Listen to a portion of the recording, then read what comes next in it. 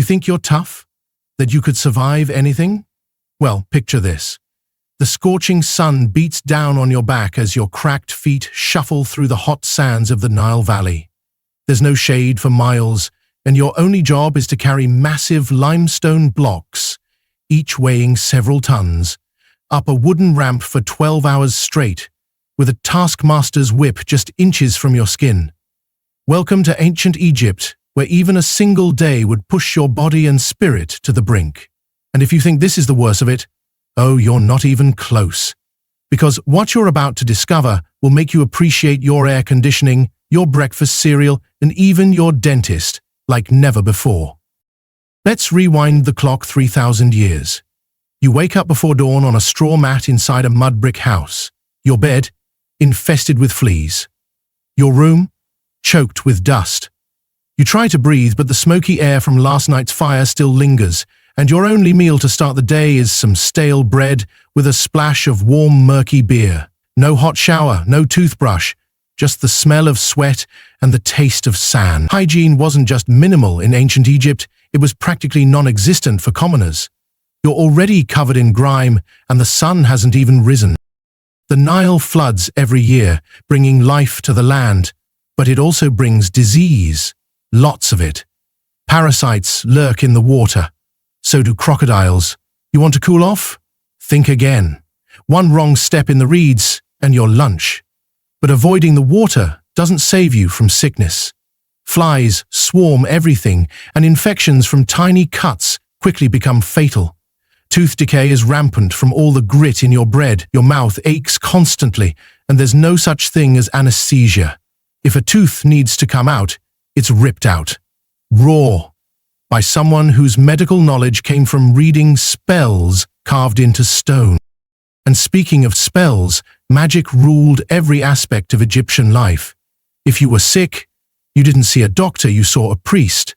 You'd be given an amulet and told to recite a chant 100 times. Even childbirth, one of the most dangerous parts of a woman's life, was a gamble. Without modern medicine, many mothers and infants didn't survive. The gods were everywhere. Ra in the sky, Osiris in the afterlife, Anubis at the tomb. But they weren't forgiving. One misstep, one broken taboo, and your soul could be devoured by the monstrous Amit in the afterlife. But you're not dead yet. You still have a full day of labor ahead. If you're lucky, you're a farmer. That means hours in the blazing sun, bent over, cutting wheat by hand with a curved blade. Your back throbs, your feet bleed, and your reward? A share of the grain that will mostly go to the temple and the ruling elite. You keep just enough to survive. If there's a drought or a bad flood, your entire village suffers. Famine is never far away. If you're not lucky, you're a builder or slave. You work with the threat of physical punishment looming over every movement. The blocks you move to build temples or pyramids can crush you if you slip. Your hands are blistered raw, your bones ache, and your stomach growls from the meager rations. Let's not forget the heat. Temperatures often soared past 100 DEGF, and there's no sunscreen, no sunglasses, just a thin linen wrap, and maybe a reed hat if you're fortunate. You're sweating constantly, losing water faster than you can replace it. And your only drink is beer. Thick, gritty beer made from partially fermented bread. It's your only defense against the contaminated water. Even children drank it. The alcohol helped kill off bacteria, but not the parasites. And still, you must worship. Religion is not a choice. It's your lifeline. You must offer food, burn incense, and pray that the gods don't smite your crops, your animals, or your children. Every misfortune is a sign of divine displeasure. You carry amulets and charms and consult scribes for favorable omens.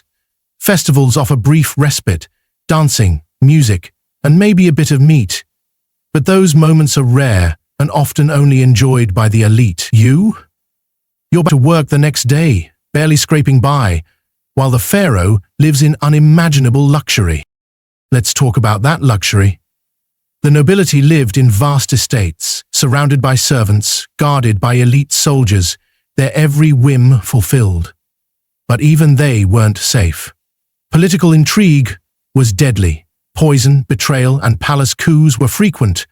The wrong alliance could mean exile or execution. Even the royal tombs weren't safe. Grave robbers often looted them within years of burial. All that effort to prepare for the afterlife, undone by greed. But say you were one of the scribes, educated, respected, above the peasant class.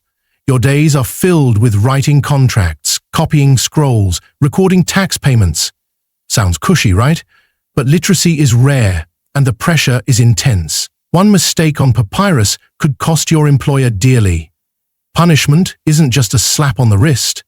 It's lashes, or worse. The same goes for soldiers. You're trained to fight with bronze weapons. Exposed to brutal desert campaign, you don't get medals, you get scars. And if you're injured, there's no pension, no hospital, just herbs, prayers, and a slow decline. Women in ancient Egypt had more rights than in many ancient civilizations. They could own property, run businesses, and even initiate divorce. But equality was a myth. Most women still lived under male control, fathers, husbands, sons. And childbirth? A terrifying ordeal. Midwives did their best, but complications often led to death. There was no pain relief. Just screams, prayers, and hope. Even the food, romanticized in art, was far from abundant. The average diet was limited to bread, onions, fish, dates, and beer. Meat was rare and expensive. Malnutrition was common, especially among the poor. Children grew up stunted, many dying before age 5.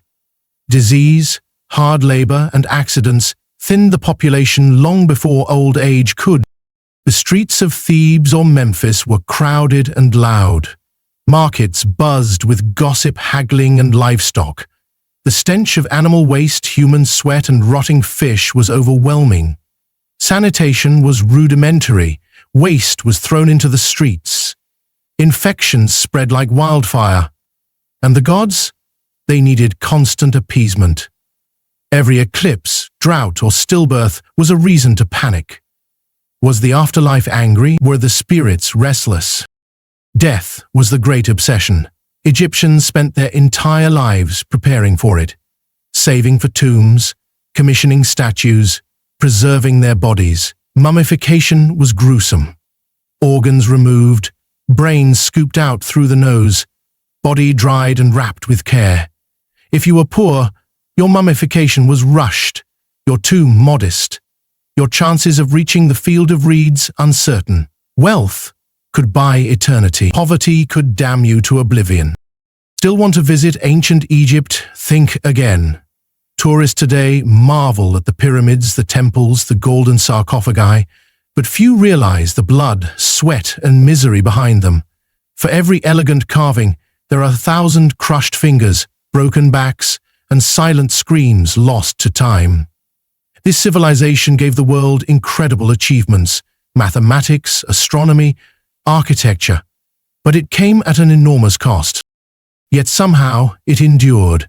For over 3,000 years, through invasions, famines, and dynastic collapses, the civilization of the Nile persisted. It reinvented itself again and again. From the old kingdom's god-kings to the new kingdom's warrior pharaohs to Cleopatra's dramatic final days, Egypt left a legacy that still echoes today. But for you, soft and modern, cushioned by microwaves, antibiotics, and memory foam mattresses, even surviving one day would be a nightmare. You wouldn't last in the blinding heat, under the crushing weight of social hierarchy, with the ever-present threat of disease, death, and divine punishment.